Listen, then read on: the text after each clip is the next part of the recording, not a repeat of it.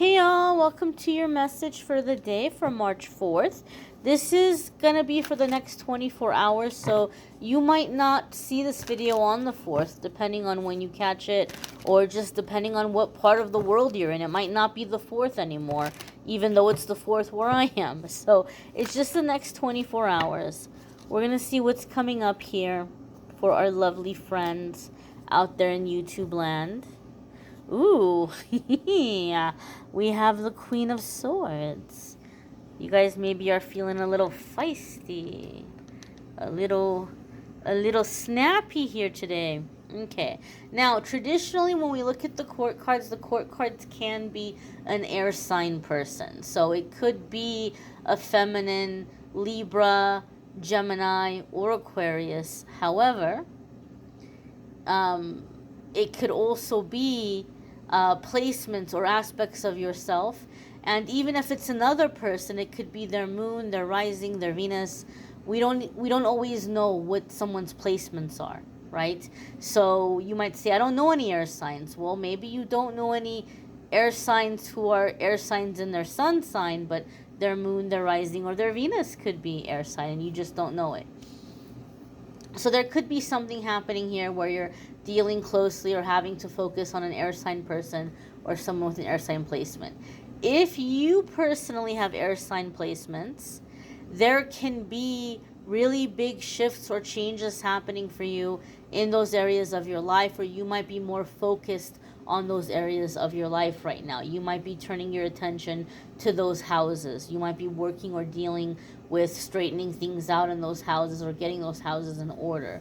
Those of you that have air placements. Now, in terms of energy, like if we just put the zodiac aside here for a second, and we talk about the energy of the Queen of Swords. Queen of Swords sometimes comes up when we're in a situation where we absolutely positively have to start cutting out distractions and anybody who is draining us, anybody who is pulling us down, right? It's kind of like if the ship were sinking, you're going to get rid of all of the unnecessary stuff. You're going to start throwing it overboard. It can be that kind of circumstance with the Queen of Swords. The thing about the Queen of Swords is the background story of the Queen of Swords. She's had to do a lot of things by herself in her life. She hasn't had a lot of help, right? She hasn't had anybody come to the rescue. Some tarot historians and people who analyze the tarot, who are tarot experts, they've even described her as an orphan and a widow or a divorcee. So like basically whole life has been alone, right? No parents really to guide. In those days, a woman without a husband, oh my God, like it was the end of the world. So seen as like, just completely, totally out there on her own. No protector, no keeper, no guide, no support. But she is in the position of queen. She's in charge. She has authority. She's not powerless. She's not powerless by any means, but she has to be more independent than your typical queen. And she has to make tough decisions. And because her life has been hard, she might not have a whole lot of sympathy in a certain situation. She can't afford that sympathy. She's trying to survive. She's trying to get by. She can't sit here and think about if what needs to be done is going to hurt somebody else's feelings. Or she doesn't have time to hear all of the, well, maybe you should do this and maybe you should do that, instead of where she's headed, instead of where she's going. Maybe you shouldn't go down that road. Maybe you should focus on this instead. Queen of Swords is just in the energy where she's like, look, either you're going to get on board and you're going to make yourself useful and you're going to help me with what I'm trying to do, or you're going to get out of the way. And if you refuse to get out of the way, then I can just cut you out of whatever I'm doing. I don't have to deal with you. That is her attitude. And sometimes some people force us to be that way. We might try to drop hints. We might try to ask nicely.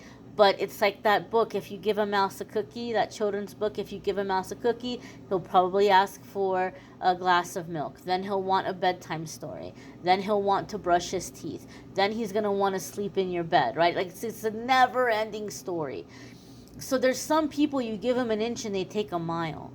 And so don't be surprised if today is a day of boundaries for you. Having to set down boundaries, having to tell people no. Some of you are really frustrated because you can't figure out why you can't get ahead on a project, or there's something you've been working on, whether it's a side business or self-employment you're trying to get going, or something you're doing artistically or creatively, like writing a book or painting or writing music, or if it's something around getting your home in order, getting rid of clutter, getting rid of like cleaning things up, whatever it might be. There might be something that right now to you feels like the bane of your existence, because you're like, it's been forever, I'm trying to get this done. I don't know why I can't seem to get it done. I don't know why I can't seem to get organized and make it happen. It's because you have too many people pulling on you. And they're going to keep pulling on you until you set aside that time. And you're like, this is my sacred time. Nobody gets to interfere with the time that I'm working on my business. Nobody gets to interfere with the time that I'm painting or writing my music or cleaning up. If that means you need to turn your phone off, you turn your phone off. Right? If that means somebody comes to the door unexpectedly and you got to pretend like they're not home, or you're not home, then you pretend like you're not home. Whatever you have to do to set that boundary, whatever you have to do to set that boundary to protect your time, to protect your space so that you could put it to work for yourself. A lot of you are feeling stressed out, and it's because there's time management issues. So this is a good time for you to maybe look up what are some ways of having really successful time management. What are some samples of schedules that might be online? So this is just order, getting rid of anything that's pulling you down, slowing you down, people who are not supportive. Sometimes when we're coming onto our spiritual path, we get into this really like lovey-dovey energy, and we're like, oh, this poor soul, they're just not awake yet.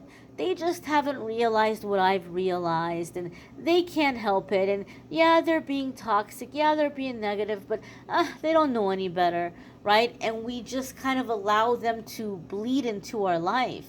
We allow them to bring their mess into our life, and there's sloppiness and there's chaos, and it starts affecting us.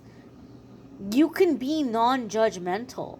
You can still have compassion for that person, but have the boundary and say, nope, I'm not holding space in my life for this person, because I can't have their mess pouring into my life. I can't have them, starting to, have their garbage rolled over into my side of the fence, my part of the property line. You can still be compassionate. You can still be non-judgmental, but not allow these people to bring their energy into your life or to slow you down. You may want to check out the weekly forecasts. Those are linked in the description of this video.